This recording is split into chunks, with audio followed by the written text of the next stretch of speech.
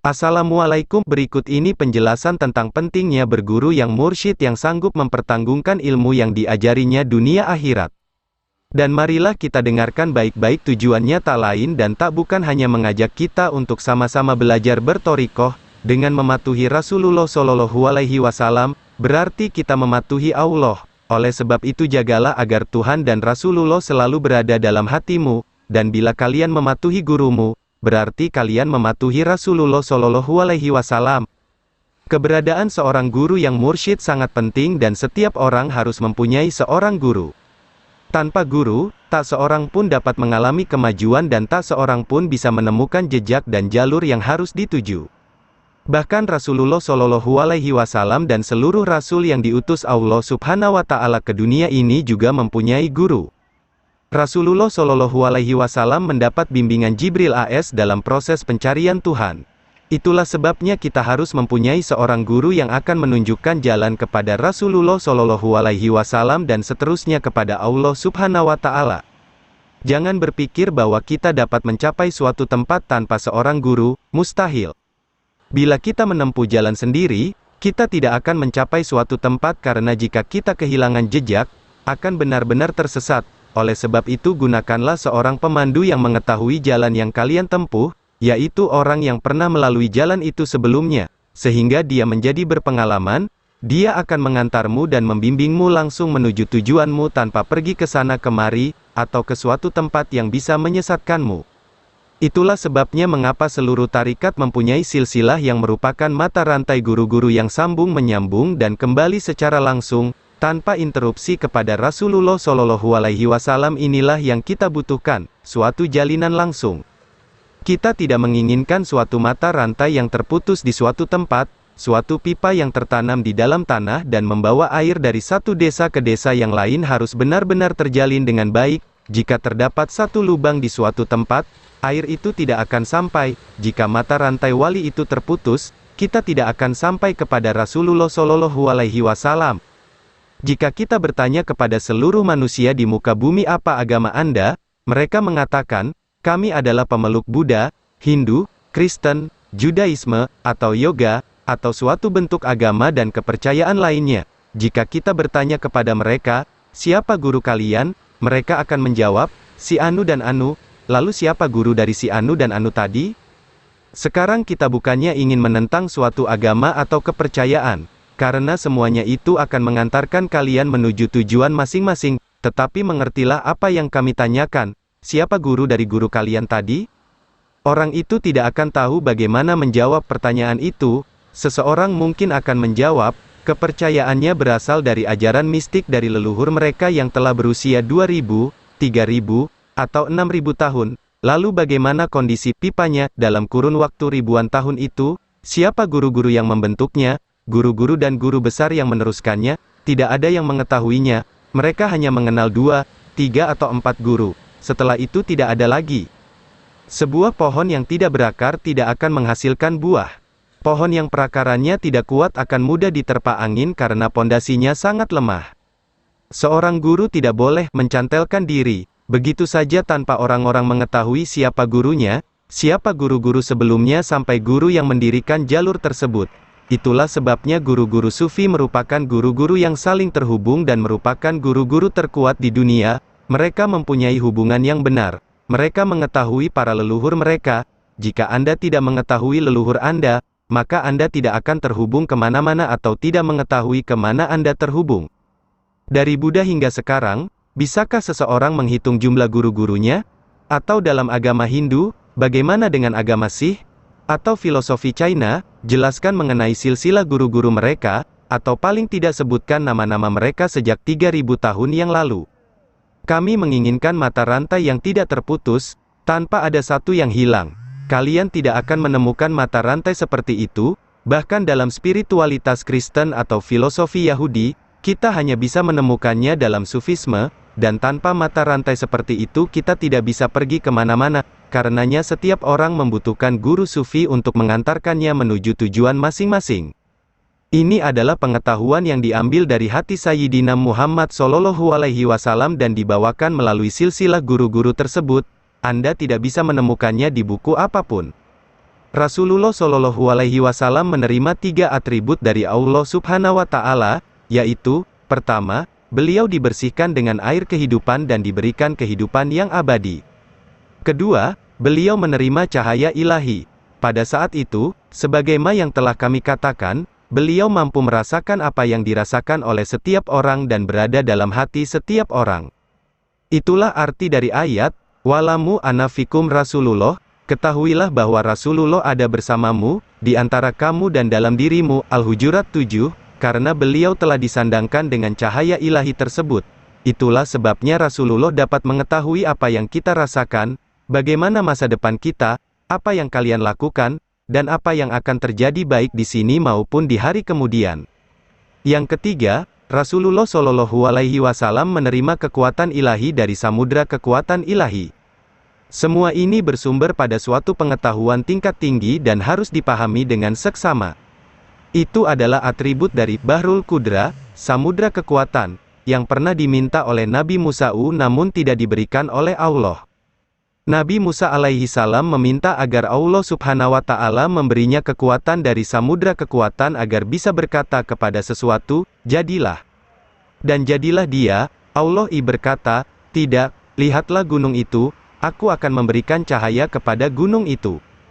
Jika gunung itu tetap berdiri di tempatnya, engkau akan diberikan kekuatan itu.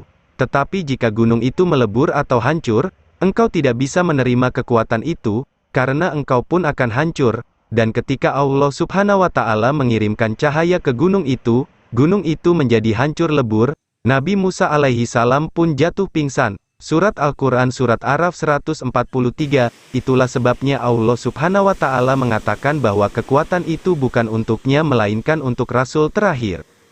Allah Subhanahu Wa Taala telah memberi Rasulullah Shallallahu Alaihi Wasallam samudra kekuatan itu sehingga beliau bisa mengucapkan, jadilah.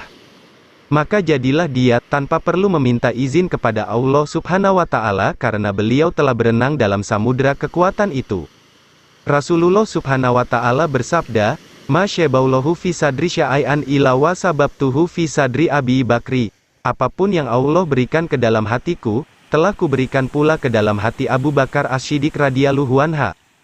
Kemudian Abu Bakar As-Siddiq menyerahkan semuanya kepada Salman Al-Farisi, Salman kepada Qasim, Qasim kepada Imam Ja'far Shadiq, seterusnya pada Abu Yazid Al-Bistami sampai kepada Syekh Bahauddin Naqsyabandi dan sampai sekarang kepada guru kita Dr. Buya Syekh Salman Daim. Beliau merupakan guru besar mursyid Thariqah Naqsyabandiyah Al-Khalidiyah Jalaliyah ke-36. Inilah yang dinamakan silsilah. Bagi seorang sufi tidak mempunyai jarak dengan Nabi Muhammad walau dipisahkan sambung menyambung dengan 36 ahli silsilah karena setiap ahli silsilah itu sesungguhnya rohani mereka bersatu dengan rohani Rasulullah Shallallahu Alaihi Wasallam dan sudah pasti tersambung dengan Allah Subhanahu Wa Taala. Muhammad bin Abdillah selaku manusia telah wafat meninggalkan kita 1400 tahun yang lalu, akan tetapi Nur Muhammad akan tetap abadi sepanjang zaman. Sayyidi Syekh Muhammad Hashim Al-Khalidi, ahli silsilah ke-34, pernah menjelaskan dalam pantunnya. Bukan marabah makan padi, marabah makan buah sika duduk. Bukan di Mekah tempat Nabi, Nabi beserta kita duduk. Begitu dekatnya, begitu akrab dan mesranya para sufi merasakan hubungannya dengan Rasulullah dan Allah Subhanahu Wa Ta'ala. Jangan berpikir bahwa Allah menciptakan makhluknya dan meninggalkannya begitu saja. Allah akan menyandangkan para walinya dan menyandangkan Rasulullah dengan atribut dan cahayanya untuk menghindarkan orang dari penderitaan dan dosa menuju makam yang tinggi di hari kemudian.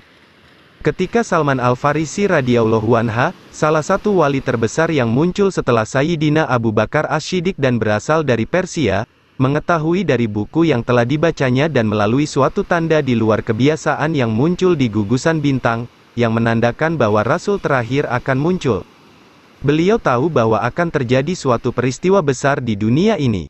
Untuk pergi ke Mekah, beliau menjual dirinya sebagai budak kepada beberapa orang yang pergi ke Mekah, dan beliau mengiringi unta milik orang yang membelinya sepanjang 5.000 mil dari Persia ke Mekah untuk bertemu Rasulullah Shallallahu Alaihi Wasallam. Sekarang kita malah enggan untuk menempuh 20 atau 40 mil dengan kendaraan, dan mengatakan bahwa itu terlalu jauh.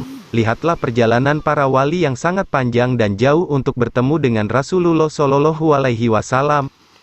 Kepada para wali diberikan ilmu yang maha luas tidak akan habis diminum oleh miliaran orang. Kepada para ahli silsilah, maha guru, dititipkan Nur Muhammad sebagai faktor tak terhingga untuk menyelamatkan umat manusia dari kehancuran. Abu Hurairah dalam hadits, Sabar Rasulullah fi kolbi wiya anaini fa ama ahaduhuma fa batsatstuhu bi ihalki wa amal ahara lau batsatstuhu lakutia hazal bulum. Rasulullah telah meletakkan dua jenis ilmu pengetahuan dalam hatiku. Satu pengetahuan telah kusebarkan kepada orang-orang, tetapi bila pengetahuan yang lainnya kukatakan, mereka akan memotong leherku. Bukhari. Allah membasuh hati Rasulullah dengan Bismillah al-Azhim, nama yang terbesar. Sampai sekarang setiap wali mencoba untuk mengetahui nama Allah yang terbesar, tetapi tidak ada yang mengetahuinya, karena rahasia itu belum dibukakan kepada seseorang, kecuali baginda Muhammad Rasulullah Shallallahu Alaihi Wasallam sendiri yang telah menerima rahasia tersebut di dalam hatinya. Semua sekat dihilangkan dari hati Rasulullah tatkala Allah membasuh hatinya dengan air sungai Kausar, sebuah sungai di surga yang diberikan kepada Rasulullah Shallallahu Alaihi Wasallam manakala Allah Subhanahu Wa Taala berfirman, Inna atainakal Kausar, Al-Kausar 1, jika seseorang mandi di dalamnya, hatinya tidak akan pernah mati.